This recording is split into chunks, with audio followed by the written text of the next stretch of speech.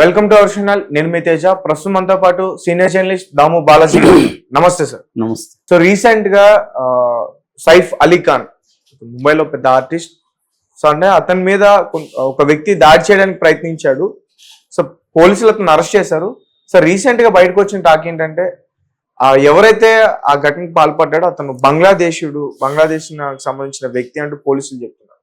అసలు సైఫ్ అలీ ఖాన్ ని బంగ్లాదేశ్ కి సంబంధించిన వాళ్ళు ఎందుకు హత్య చేయాలనుకుంటారు? అసలు ఏంటి ఈ వెనక ఏ కుట్ర ఉంది? సైఫ్ అలీ ఖాన్ మీద అటాక్ చేసి సైఫ్ అలీ ఖాన్ ని దాదాపు 6 కత్తిపోట్లు పొడిచాడు. అందులో వెన్నుముక దగ్గర ఒక 2.5 అంగుళం కత్తి కూడా ఇరుక్కుపోయింది. అట్లాగే మెడ, లెఫ్ట్ హ్యాండ్ కూడా గాయాలైనాయి. దీనికి సంబంధించి లీలావతి హాస్పిటల్లో సర్జరీ జరిగింది. ఆ కత్తిని 2.5 అంగుళాల కత్తిని బయటికి తీశారు. దాని సర్జరీతో కరెక్ట్ చేశారు స్పైన్ ని. అట్లాగే చేతికి ప్లాస్టిక్ సర్జరీ చేశారు. మెడకు సంబంధించి కూడా అయింది. ఇప్పుడు ఆయన ప్రమాదం లేదు, ప్రమాదం నుంచి కోలుకున్నాడు. ఐసీయూ నుంచి సపరేట్గా రూమ్లో పెట్టారు ఆయన్ని. ఇప్పటి వరకు ఆయన స్టేట్మెంట్ ఏమి ఇచ్చాడు అవన్నీ తెలియదు. మొత్తంగా పోలీసులు దీని మీద గత 16వ తేదీ నుంచి నైట్ జరిగితే దాదాపు 70 గంటల లోపల ఈ హత్యాయత్నం చేసిన వ్యక్తిని అయితే పట్టుకున్నారు. ఫస్ట్లో రకరకాల పుకార్లు వచ్చాయి. దాని తర్వాత ఇప్పటికి కూడా చాలా ప్రశ్నలుగా మిగిలిపోతున్నాయి. రోజు రోజుకి కొత్త ట్విస్టులు దీంట్లో చోటు చేసుకుంటున్నాయి. యాక్చువల్గా సైఫ్ అలీ ఖాన్కి అనేక మందితో అఫైర్లు ఉన్నాయని, ముఖ్యంగా ఇంట్లో పని మనిషితో కూడా అఫైర్ ఉందని, ఆ పని మనిషికి సంబంధించిన అబ్బాయే ఇతనని, ఇతను ప్లాన్డ్గానే ముందు రోజున అంటే ఆ రోజు అరౌండ్ 2:30కి ఎర్లీ మార్నింగ్ 2:30కి 3కి పొడిస్తే అంతకుముందే నైట్ అక్కడ వెళ్ళిపోయి ఇంట్లో ఉన్నాడని, అతనికి ఆ ఇంటికి సంబంధించిన స్ట్రక్చర్ అంతా కరెక్ట్గా తెలుసని, ఇలాంటి ఒక వాదనలు వచ్చాయి. రెండో వాదన ఏంటంటే మామూలుగా ఇతను దొంగతనానికి వెళ్ళాడు, ర్యాండమ్గా అది ఎంచుకున్నాడు, అసలు అతనికి సైఫ్ అలీ ఖాన్ ఇల్లు అని కూడా తెలియదు అని సాక్షాత్తు డిప్యూటీ సీఎం అజిత్ పవారే స్టేట్మెంట్ ఇచ్చాడు. సో పోలీసులేమో వేరే వాదనలు వినిపిస్తున్నారు. పోలీసులు ఏంటంటే ఇతను దొంగే అని చెప్తున్నారు, దొంగతనానికే వెళ్ళాడు అనేది పోలీసులు చెప్తున్నారు. ఇప్పుడు సైఫ్ అలీ ఖాన్ ఇల్లు అని తెలియకుండా వెళ్ళాడా, సైఫ్ అలీ ఖాన్ తెలిసే వెళ్ళాడా అనే డిస్కషన్ జరుగుతున్నప్పుడు మరొక ట్విస్ట్ బయటకు వచ్చింది. ఆ ట్విస్ట్ ఏంటంటే నిన్న అతన్ని అరెస్ట్ చేశారు, తానేలో అరెస్ట్ చేసినట్టుగా చెప్తున్నారు. సో అతని పేరు విజయ్ దాస్ అని నిన్నంతా కూడా చెప్పారు. ఇప్పుడు ఏంటంటే అతని కొత్త పేరు ఒకటి బయటకు వచ్చింది, కొత్త దేశం కూడా బయటకు వచ్చింది. అతను కొత్త పేరు ఏంటంటే మహమ్మద్ షరీఫుల్ షహజాద్ అనేది అతని పేరు. కానీ అతను ఇక్కడ మాత్రం తానేలో ఒక బార్, రికీ బార్ అంటారు దాన్ని, రికీ బార్ అనే దాంట్లో అతను హౌస్ కీపింగ్ వర్క్ చేస్తున్నాడు. తానేలో అంటే క్లీనింగ్ ఇవన్నీ చేస్తున్నాడు.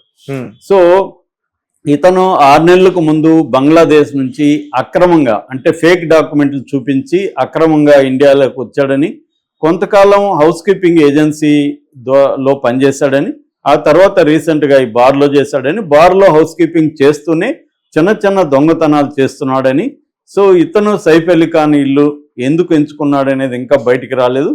అతనైతే ఇప్పుడు కన్ఫెస్ అయ్యాడని ఆల్రెడీ చెప్తున్నారు. సో ఇతన్ని కోర్టుకు కూడా పెట్టారు. కోర్టు 5 రోజుల కస్టడీకి పోలీసులకు అప్పగించింది. ఇప్పుడు పోలీసులు అతన్ని విచారిస్తున్నారు. ఈ కేసుకు సంబంధించి ఆల్రెడీ కరీనాను కూడా వాడు వాంగ్మూలం తీసుకున్నారు, అక్కడున్న పని మనుషులు వాంగ్మూలం తీసుకున్నారు. టోటల్గా ఇప్పటి వరకు 40 మంది వాంగ్మూలాల్ని పోలీసులు కరెక్ట్ చేశారు. ఎందుకంటే దీనికి మొత్తం ఇన్ఛార్జిగా దయానాయక్ అనే ఒక ఎన్కౌంటర్ స్పెషలిస్ట్, వెరీ పాపులర్. మన పూరి జగన్నాథ్ కూడా ఆయన మీద సినిమా తీశాడు. అంతకుముందు రామ్ గోపాల్ వర్మ బ్యానర్లో అబ్ తక్ చెప్పన్ అంటే దాదాపు 86 మందిని చంపిన వ్యక్తి అనమాట ఇతని మీద సినిమా తీశారు. కన్నడలో తీశారు, ఎందుకంటే ఇతను దయానాయక్ కన్నడిగా బేసిక్గా. అలాగా ఇతను కొంతకాలం సస్పెండ్లో ఉన్నాడు, మళ్ళీ రీఇన్స్టాల్ అయ్యాడు. ఇప్పుడు అతను దీనికి ఇన్వెస్టిగేటివ్ ఆఫీసర్గా పెట్టారు, ఐఓ అంటారు. సో ఐఓగా ఈయన్ని పెట్టారు. సో అతను ఈ అబ్బాయిని విచారిస్తున్నాడని చెప్తున్నారు. అయితే ఇక్కడ మనకి లాయర్ ఇతని తరపున, ఈ అబ్బాయి తరపున ఆల్రెడీ ఒక లాయర్ ఎంటర్ అయ్యాడు, సందీప్ అని. ఓకే. ఈ లాయర్ ఏం చెప్తున్నాడంటే అసలు బంగ్లాదేశ్ వాడు కాదు, అతను ఇక్కడ 7 ఏళ్ళుగా నివసిస్తున్నాడు ఫ్యామిలీతో. ఒకవేళ బంగ్లాదేశ్ అయినా కూడా ఎప్పుడో బంగ్లాదేశ్ నుంచి వచ్చిన వ్యక్తి, ఇప్పుడు కొత్తగా రాలేదు, అక్రమంగా అసలు రాలేదు, 7 ఏళ్ళుగా ఉంటున్నాడు అతను సైఫ్ని చంపాలనుకోలేదు, అతను దొంగతనానికి వెళ్ళాడు, సైఫే అతని మీదకి వస్తే కాపాడుకోవడానికి తన కత్తితో పుడిచాడు అని అతను డిఫెన్స్ వాదన. మామూలు డిఫెన్స్ అడ్వకేట్లు ఇలాగే ఉంటది. అంటే అదేదో ఉంది కదా, నేను పొడవలే కత్తే, నువ్వే కత్తిని లోపల కడుపులో పెట్టుకున్నావు అనే జోక్ ఏదో ఉంది. అలాగా వీడు పొడవలేదు, వీడు అతనే అటాక్ చేస్తే ఇతను సెల్ఫ్ డిఫెన్స్ కోసం కత్తిని తీసాడు బయటకన్నా. చాలా ఆశ్చర్యంగా ఉంది సార్. అంటే ఒక దొంగ వైపు అంతే. ఇప్పుడు డిఫెన్స్ అడ్వకేట్లు దొంగనే కాదు, టెర్రరిస్ట్ అయినా. అంటే మన డెమోక్రసీలు ఏంటంటే until proven guilty everybody is innocent అనేది బేసిక్ లా చెప్తుంది మనకి. జ్యూరిస్ప్రుడెన్స్ లో ఏంటంటే, ఎందుకంటే తప్పుడు కేసులు పెట్టచ్చు చాలా మంది మీద, కాబట్టి ఏంటంటే 100 మంది దోషులు తప్పించుకున్న పర్లేదు కానీ ఒక నిర్దోషికి శిక్ష పడద్దు అనేది ఆధునిక నాగరిక న్యాయశాస్త్రం చెబుతుంది. అందుకనే ఏంటంటే ఎవరికైనా కూడా ఫెయిర్ అండ్ ఫ్రీ జస్టిస్ అనేది ఉండాలి. సో నిజానికి ఇతను దొంగగా కాకపోవచ్చు, మనకు తెలియదు కదా, ఎవరినో పట్టుకొచ్చి ఉండొచ్చు, అసలు దొంగను వదిలేసి ఉండొచ్చు, ఇతనే దొంగని మనం ఎలా నిర్ణయిస్తాం? సో ప్రూవ్ చేయాల్సిన బాధ్యత ఎవరిది? పోలీసులది. కోర్టులో ప్రూవ్ చేయాలి ఇతనే అనేది, కోర్టులో ప్రూవ్ చేయాలి. ఫస్ట్ ఏమో మొన్న ఆకాశాన్ని ఒకరిని పట్టుకున్నారు, వాడే అన్నారు. ఇప్పుడేమో ఈ అబ్బాయిని అంటున్నారు. రేపొద్దున ఇతను కాదని తేలొచ్చు కదా కోర్టులో. అందుకనే ఇతని తరపున ఒక అడ్వకేట్ వచ్చాడు రంగంలోకి. మామూలుగా ఇట్లాంటి పాపులర్ కేసుల్లో అడ్వకేట్లు ఫ్రీగా కూడా వస్తారు చాలా మంది, ఎందుకంటే వాళ్ళు కూడా పాపులర్ అవుతారు కదా. సో అందుకని ఇట్లాంటి కేసులో ఆ అబ్బాయి నియమించుకోకపోయినా వచ్చి ఉండొచ్చు. కాకపోతే ఆ అబ్బాయి దగ్గర సంతకం తీసుకోవాలా, వకాలత్తు నేను చేస్తున్నానని. మొత్తానికి సందీప్ అనే ఆయన ఈ స్టేట్మెంట్ ఇచ్చి కొంత పోలీసులు కౌంటర్గా మాట్లాడడం మొదలుపెట్టాడు. అంటే జనరల్గా ఏంటంటే ఇలాంటి కేసులు కోర్టులో ఏం జరుగుతుంది అనేది ఒక అంశం అయితే, పబ్లిక్గా ఒక ట్రయల్ లాగా జరుగుతుంది ఎప్పుడైనా. అంటే మనం మీడియాలో మనమే శిక్షలు వేసేస్తుంటాము, మనమే దోషి ఎవడని తేల్చేస్తుంటాము, అలాగే ప్రజలు కూడా ఎవరు దోషో చెప్పేస్తూ ఉంటారు.